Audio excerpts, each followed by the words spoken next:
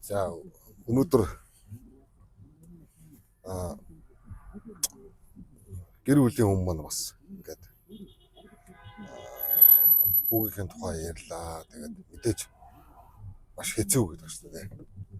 Миний хүү бол миний баг хүү.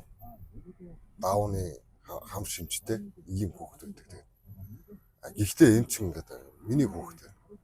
Энэ чинь хайр байхгүй дээ. Гэхдээ Монголын нийгэмд зүгээр энэ зүйлийг хүлээж авах сэтгэл зүйн одоо гэдэг юм уу те.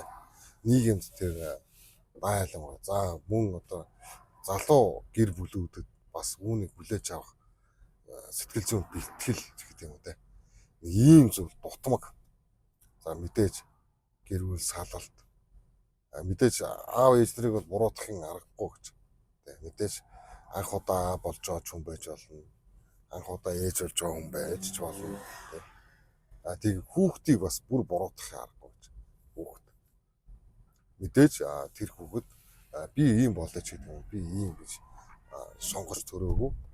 Мэдээж гэж. Тэгээ энэ хоромсоомын өөрчлөлт гэдэг нэг ийм зүйлийг хайрын үхтэлтэй бүх юмыг их гоё эргээр бүх зүйлийг гэдэг байна шүү дээ. Бүх зүйлийг маш гоёор азшралтайгаар хүлээж авдаг.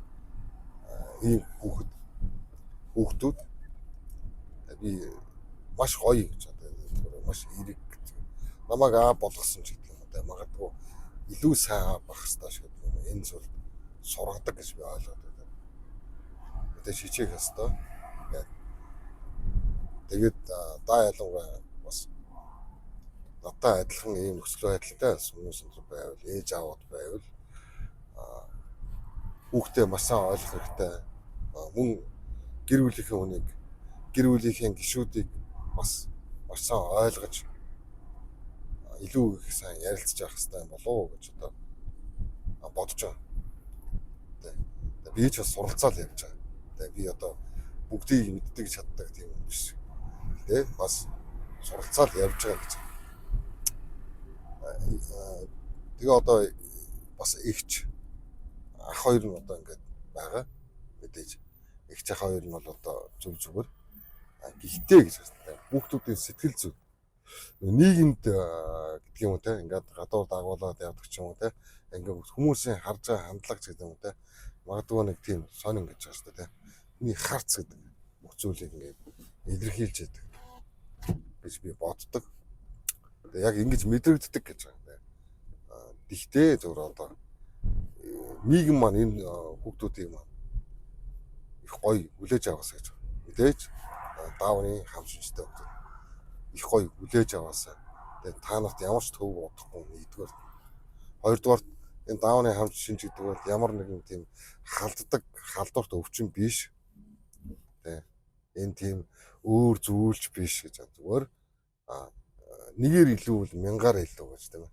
Хоромсоомын ийм өөрчлөлт л гэж.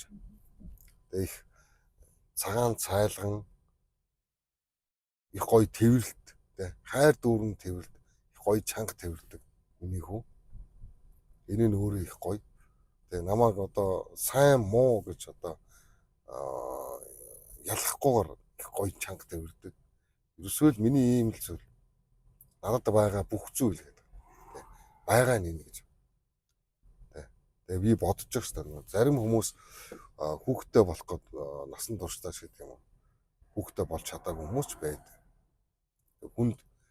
Хүнээс илүү эрхэм зүйл гэж байхгүй. Мэдээж аав ээжүүдэд бол үр хүүхдээс нь илүү эрхэм зүйл гэж байхгүй гэж бодож. Тэгээ яг нөхцөл байдал гэдэг шүү дээ. Ийм байдал бодит байдал дээр ийм байгаа. Гэтэ бүгдээрээ урам зориг, өөдрөг нэгээ хайрлаж монгол хүн нэгэндээ хайртай байх хэрэгтэй гэдэг. Мэдээж миний энэ лайв ч гэдэг юм уу, энэ рилч гэдэг юм уу бичлэг хийдэг, энэ үзэл бодлоо хуваалцдаг болсон энэ зүйлээс эхлэлтэй байдаг байх. Нөлөөсөн ч гэдэг юм дээ. Нэг ийм зүйл. Илүү сайн байхыг хичээж байгаа даа. Илүү сайн байхыг хичээн. хичээх ч ёстой.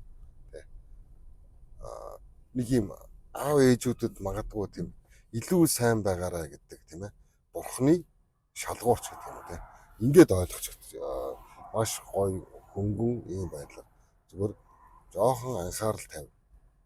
Жоохон хүүхдүүдэд хайртай, илүү хайртай бай гэдэг ч юм уу тийм. Нэг ийм зүйл байх гэж боддог. Одоо би Монголын нийгэмд байгаа тийм. Энэ дэлхийн нийгэмд ингээд маш олон зүйлүүдийг ингээд ажиглаж яхад хүн хүндээ хайртай байгаарай л гэж. Ялангуяа инээж байгаа хүүхдэд ямар ч буруу байхгүй шүү л гэж хэлгээд байна. Ямар нэгэн тийм халдах тийм өвчин эмгэг байхгүй гэдэг шүү дээ. Зүгээр л өөр гэж. Миний хүү энэ дэлхийн ертөнц энэ хорвоог зүгээр л биднээс ялгаатай нэг юм бол дэндүү аз жаргалтай хардаг гэж. Зүгээр ялгаа нь гэвэл энэ гэж. Тэгээ сүүлийн жилүүдэд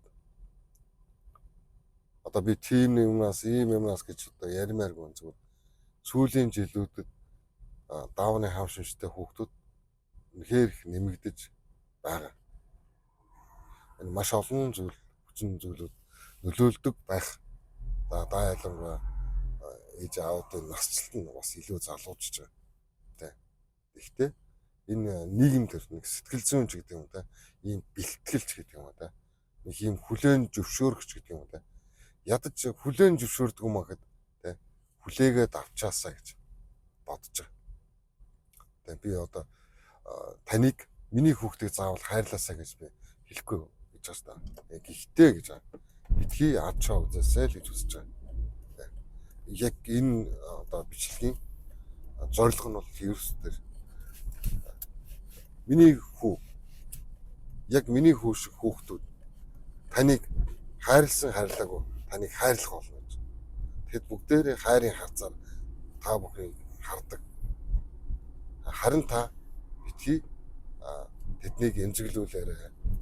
Тэднийг битгий одоо муухайчлаарай гэдэг юм уу. Зүгээр л байгаагаар хүлээж аваарай гэдэг. Ийм зүйлийг хэлмээр санагдаж байна. Мэдээж би энэ зүйлийг бодож байгаа. Маш олон цаг хугацаанд бодсон. Миний дараа миний хүү амьдрах учраас энэ хүүхдүүд амьдрах учраас тэр цаг хугацаанд энэ нийгэм бэлэн болоосоо ч гэдэг юм. Би юу ч өөрчилж чадахгүй гэдэг мэдж байна. Гэхдээ би чадах юм аа л хийж байгаа. Маш гоё зуур хүлээгээд авчаасаа л гэж найдаж байна. Миний энэ яриаг сонсож байгаа бол баярлалаа. Хүнд ч юу ч тохиолдож болно. Гол нь монголчууд нэр нэгэндээ хайртай байгаарай л гэж хэлгээд. Энэ зүйл ялгаагүй бидний хүүхдүүд адилхан гэж. Адилхан. Ав адилхан гэж байна. Бүр ив ижилхэн гэж. Хүүхэд гэдэг. Мэдээж ирээдүйд том болно. Амьдрах ёстой. Өсөл өмрөөд л адилхан ёстой. Бүгдээрээ л адилхан гэж. Ийм зүйлийг одоо нийгмээсээ хүмүүсээсээ хүсмээр гуймаар болж байгаа. Ийм гэж. Ийм гэж. Ийм байна тэгээд үнэхээр та бүхнээс маш сайхан эерэг хандлагаар хүлээж аваасай л гэж хүсэж байна да.